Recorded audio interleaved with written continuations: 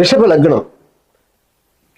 பொதுவாக லக்னங்களை வந்து 3 விதமா பிரிச்சிருக்காங்க.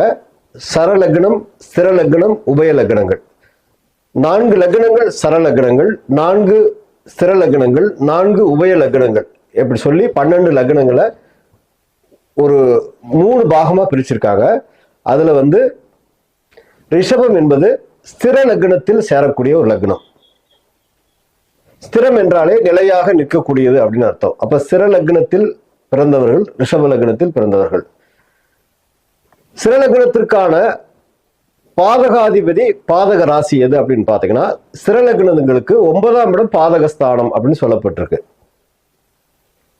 9ஆம் இடம் என்பது பொதுவா பாக்கியஸ்தானம் அப்படின்னு சொல்லக்கூடியது. இந்த ஸ்திர லக்னங்களுக்கு பாக்கியஸ்தானமே பாதகஸ்தானமாகவும், பாக்கியாதிபதினு சொல்லக்கூடிய அந்த கிரகம் பாதகாதிபதியாகவும் வந்து பலன் கொடுப்பாங்க.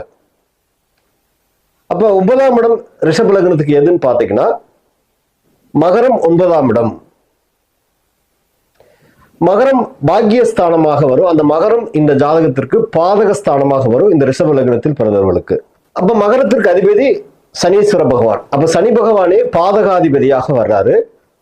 அவரே பாக்கியாதிபதி பாதகாதிபதியா வரும்போது வாழ்க்கையில் நிறைய பாக்கியத்தை இழக்கக்கூடிய நிலை, பாக்கியம் வாழ்க்கையில் கிடைக்காத ஒரு போராட்டம், இதெல்லாத்தையும் கொடுப்பாரு. ஆனா பாக்கியாதிபதினு சொல்லக்கூடிய கிரகம் அவர் பாவியாக இருந்தாலும் நல்லதை செஞ்சுட்டு தான் போவார்னு சொல்லி ஒரு சில ஜோதிட சாஸ்திரங்கள் சொல்லுது. அப்ப பாக்கியாதிபதி என்பவர் பாதகத்தை செய்தாலும் நன்மைகளை தராமல் போக மாட்டார். இருக்கக்கூடிய பிரார்த்தனை வழிபாடுகள், ஸ்ரீவாஞ்சியம் போயிட்டு வர்றது, சனியுடைய ஸ்தலங்களுக்கு போயிட்டு வர்றது. அப்ப 4ஆம் இடம் கேந்திர ஸ்தானத்துல போய் இருக்காரு. 10ஆம் அதிபதி, 10ஆம் கேந்திர ஸ்தானாதிபதி 4வது கேந்திரத்தில் இருக்கும்போது கேந்திராதிபத்திய தோஷத்தை ஏற்படுத்துறாருங்க உங்களுக்கு. அப்ப நிறைய தொழில் தடை, வருமான தடை, உங்க அப்பாவுடன் கருத்து வேறுபாடுகள், தகப்பனுடன் ஒத்து போகாத நிலை, வாழ்நாள் பிரச்சனைகளை அந்த பாதகாதிபதி உங்களுக்கு ஏற்படுத்துவாரு. அந்த திசை வரும் மாதிரி இருந்தா ரொம்ப கவனம் தேவை.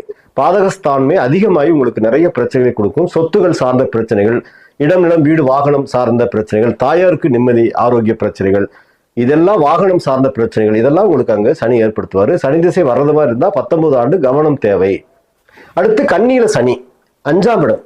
இங்க சனி பகவான் வந்து பூர்வ புண்ணிய ஸ்தானம் 5ஆம் இடத்தில் சனி, பாதகாதிபதி பூர்வ புண்ணியத்தில் இருக்காரு. அப்படிங்கிறது கர்மாதிபதி 5ஆம் இடத்துல இருக்காரு. முன்னோர்கள் சாபம் கடுமையா இருக்குன்னு அர்த்தம்.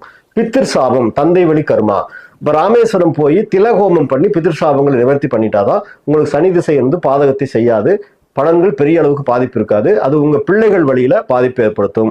நிறைய பேருக்கு புத்திர தோஷத்தை ஏற்படுத்துது. பூர்வீக சொத்துக்களை அணிவிக்க முடியாமல் போகுதல், குலதெய்வ தோஷங்கள் சாபங்கள், இதெல்லாம் ஏற்படுத்தக்கூடிய சனி. அந்த வழிபாடுகளை கரெக்டா பண்ணிக்கோங்க.